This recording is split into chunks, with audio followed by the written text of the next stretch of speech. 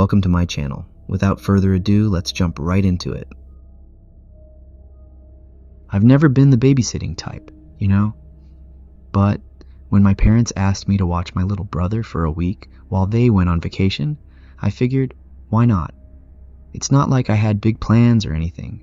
Plus, he's not a bad kid, kind of a handful, but he's got that goofy charm. He's only 9 and still believes in superheroes and stuff. Cute, right? Anyway, they left on a Sunday morning. My mom went through her whole checklist, like, here's the emergency numbers. Make sure he eats something green at least once. Don't let him stay up too late. The usual mom stuff. My dad gave me the typical dad pat on the back and said, don't burn the house down. Hilarious, right? The first few days were fine. We watched movies, ate way too much junk food, and played video games. It was all good, normal. Then, midweek, things started getting weird. It was Wednesday night, I think.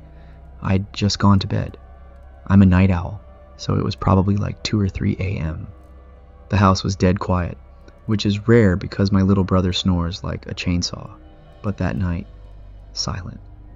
I remember lying there staring at the ceiling, feeling this weird feeling in the air. It wasn't like I was scared or anything, just uneasy, like when you walk into a room and feel like you're interrupting something. The next morning, he asked me this question that stopped me in my tracks. He was eating his cereal, all casual, and he goes, "Why do you keep coming into my room at night?" I blinked at him. "What are you talking about?" "You stand by my bed," he said between mouthfuls of Lucky Charms. "You don't say anything. You just stand there." Now I laughed it off, obviously. I mean, come on, right? Dude, I don't do that. You're dreaming or something. But he was dead serious. He just looked at me and said, "Okay," like he didn't believe me but didn't want to argue. I brushed it off, but it stuck with me, Like, what kind of dream is that? Creepy kid dreams or whatever. That night, I couldn't sleep. Not because I was scared or anything, just restless. I ended up scrolling on my phone for hours. Around 3 a.m., I heard something. It was faint, like the sound of someone walking down the hall. I figured it was my brother going to the bathroom or getting a midnight snack, so I didn't think much of it. But then it stopped right outside my door, just stopped. I called out, "Hey, you good?" No answer. I got up, opened the door, and the hallway was empty. My brother's door was closed, and the house was as quiet as ever. I shrugged it off and went back to bed, but I couldn't shake this weird feeling like I was being watched. You ever feel that? Like, no one's there, but your brain's trying to convince you otherwise? Yeah, that. The next morning, he brought it up again. "You came in again last night." I stared at him. "No, I didn't, I swear." He shrugged, like it was no big deal. "You didn't say anything, you just stood there by my bed." That's when I started to feel, off. Like, what the hell was he talking about? I didn't go into his room. I was awake half the night, and I know I didn't leave my bed. So, what was he seeing? That night, I decided to stay up. I told him to go to bed at his usual time, and pretended to do the same. But instead, I camped out in the living room with all the lights off, sitting on the couch like some kind of wannabe detective.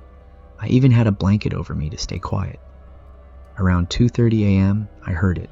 Footsteps. Soft, like someone was trying not to wake me up. They moved down the hall slowly and stopped outside his door. My heart was pounding, but I told myself, it's nothing. It's probably just the house making sounds or something. But then the door creaked open. I swear I felt every hair on my body stand up. I jumped up, ran down the hall, and pushed his door open. He was sitting up in bed, wide-eyed. "What's wrong?" I asked, trying to keep my voice steady. "You were just here," he said, his voice shaky. "You left when you heard yourself coming." I froze. "What do you mean?" He pointed toward the corner of the room. "You were standing there, right there." I turned and looked, and for a split second, just a split second, I swear I saw something. a shadow, darker than the rest of the room. It was there, and then it wasn't. My brain tried to think logically about it. Maybe it was a trick of the light or I was just tired, but it didn't sit right with me. I told him to go back to sleep, but I stayed in his room the rest of the night. Nothing else happened, but I didn't sleep a wink. I tried to act normal for the rest of the week, but it was hard. Every time night rolled around, I felt like I was waiting for something to happen, and it did. Every single night. Footsteps, the door creaking open. My brother saying, "You were here again." By Saturday, I was done. I didn't want to scare him, but I told him we were having a camp out in the living room. I figured if we both stayed in the same space, nothing could happen, and it didn't. The night was quiet, peaceful even. Sunday morning, my parents came home. I was more relieved than I thought I'd be.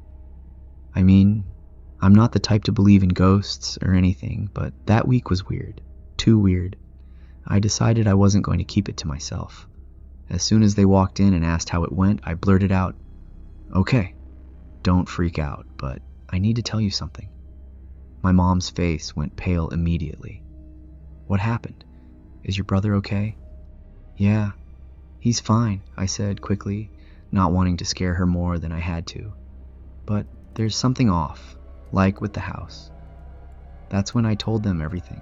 My brother's comments, the footsteps, the shadow, the whole thing. My mom was quiet, her hand on her chest, like she was trying to steady herself. My dad frowned, his brow furrowed like he was trying to work through it logically, but he didn't say I was crazy or anything. Thank God for that. When I finished, my dad let out a long breath. "Are you sure you weren't just imagining things?" he asked. But it wasn't in a dismissive way, more like he wanted to double check before jumping to conclusions. I shook my head. "I know what I heard, and I know what I saw. I'm not making this up." My mom glanced at him, her lips pressed tight. She's always been a little superstitious, you know. She believes in stuff like bad omens and evil eyes, so she didn't brush it off. She looked at my dad, and he gave a slow nod. "All right," he said, running a hand through his hair. "We'll deal with it. You don't need to worry about it anymore." I blinked. "That's it? You're just gonna deal with it?" He gave me this look, kinda serious, but also reassuring. "You've got work tomorrow. Go home and get some rest. We'll take care of it." Hearing that, I felt better.